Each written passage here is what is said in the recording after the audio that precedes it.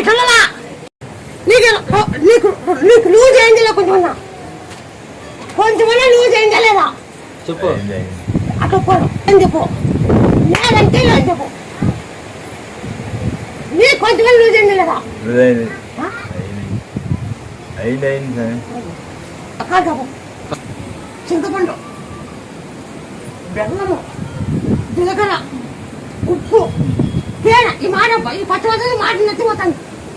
అది ఎప్పుడు దండి పుల్ల పెట్టిన ఈ పచ్చడి పట్టినాక మాట నచ్చిపోతాను.